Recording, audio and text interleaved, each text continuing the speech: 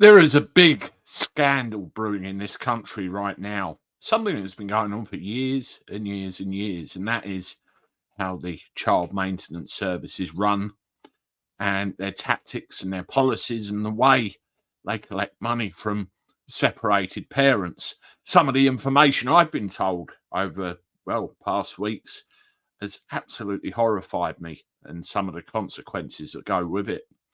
I put out a short video yesterday telling you that there will be more substantial stuff coming. And I want to spend the next few minutes going over some of the evidence, and you'll see how important it is that this is shared and how important it is that it's exposed.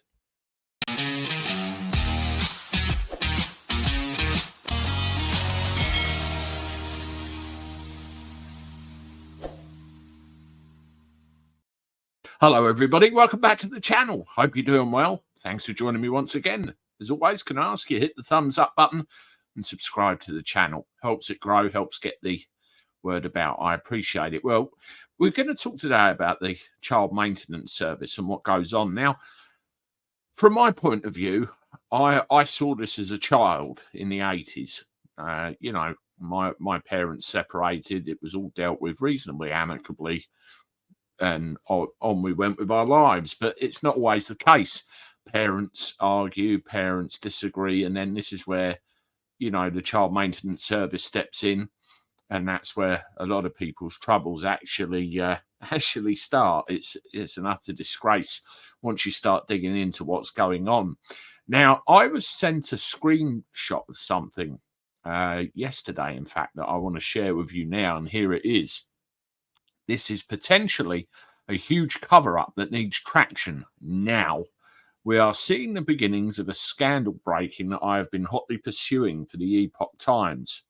The Child Maintenance Service has allegedly been inflating arrears for paying parents for many years, leading to suspected suicides. Campaigners believe to be in the thousands.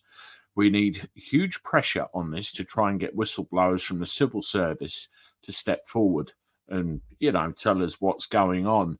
Now, there is a sum of money which apparently doesn't exist. And this sum of money is made up of supposed arrears that parents owe, which, again, doesn't really exist. Just yesterday, there was a woman in court accused of not paying £50,000 to the Child Maintenance Service as part of this money that doesn't really exist. It's overinflated, percentages added. I could go on. It is absolutely disgraceful.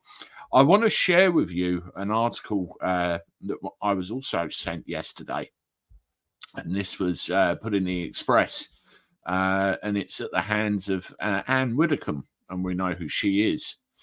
Now, I'll read this to you verbatim. Today, as you were reading this column, this is dated the 21st, a couple of days ago, yet another parent is facing jail because the Child Maintenance Service is trying to get money that is not owed. And this time, that parent to whom I have spoken is a woman.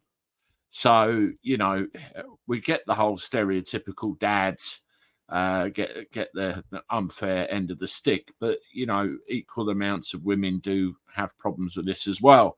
The prosecution barrister was so alarmed, he declined to proceed, which is to his credit. But today, the matter comes up in court again, where again she will be unable to present clear evidence that the calculations are badly wrong. The list of unfair prosecutions grows alarmingly and from time to time drives parents to suicide, as it did in the case of Johnny O'Neill, who posted a message on Facebook to draw attention to his situation before taking his own life. His mother wrote to Boris Johnson, who at the time was beset with the Kung flu crisis, did not reply, while the CMS chased the debt after he passed and wrote to thank him for his death certificate sent by his own mother. Officials have admitted that they took more than 40% of his wages. 40%.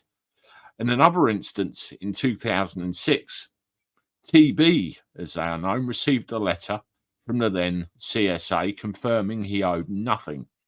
In 2019, the CMS suddenly and without any change to the situation claimed he owed arrears of £18,000, took him to court, and he was not able to present the 2006 letter as evidence under the provision mentioned above, so the magistrate told him he had to sell his house. The recent case, I will refer to her initials, SH. When she and her husband broke up, she was in a job which involved periods away from home, while he was working from home, so it made sense for her to become the non-resident parent, a role overwhelmingly taken by men. As I pointed out before, the law actually stipulates that once the CMS has made an assessment, it cannot be challenged in court, however unfair or fictitious. In short, the citizen has no redress, a situation at odds with the laws of natural justice and indeed Magna Carta itself. In this case, the sum being pursued is in excess of £20,000. That's quite bad enough, but apparently the CPS have come up with a new figure at her last court appearance, nearer to £50,000. Appalled by the mounting evidence and the number of suicides, I wrote to Viscount Younger, the minister in charge of the CMS, last March to ask for a meeting along with one of the groups representing the victims. I know he got the letter because I had it delivered by an MP rather than trust the department's postal sorting. He never replied. To be honest, I didn't expect him to. Paints a sorry tale, that one, doesn't it? 2 or 3 cases in there of overinflated arrears, and one person even being told you don't know anything, to later on be told they actually do. What do you do? All-powerful department needs exposing. Now, Viscount Younger, who is Viscount Younger? I refer you to this article here. Swifter sanctions on unpaid child maintenance. Parents who fail to pay child maintenance will face tougher sanctions faster after new laws were passed today, 20th of July 23, to speed up stronger enforcement action. Now, Viscount Younger is actually mentioned in that document there, contributing to it, and didn't reply. Now, Anne Widdecombe, as you know, is with the Reform Party, and who sent me this information was Noel Wilcox, who I've mentioned, who's very, very much involved as well. Now, Noel is actually with the Reform Party himself. You will know him from where I've given coverage on the ULEZ situation, where he's taking TfL to court. It's very clear to point out that when he got involved in that, he was nothing whatsoever to do with politics. He was nothing whatsoever to do with Reform UK, and is therefore taking that on under his own auspices, kind of David versus Goliath kind of thing. But all of this and some of his own personal experience as well came to light after he got involved, and it's become a bit of a party issue where, you know, they're acting and trying to get this exposed as rapidly as possible. Now, where you can help is if you can share this video with this little piece of information, and believe you me, there will be a lot more coming out in the days and weeks ahead. If you've got a story to tell, send it to me. Let's get it out there. I'll obviously treat it as anonymous unless you tell me otherwise. And there are a lot of heartbreaking stories out there that I've read already. Let me know what you think in the comments, as always. I appreciate your support. I appreciate you listening. And I look forward to talking to you again soon. Toodaloo.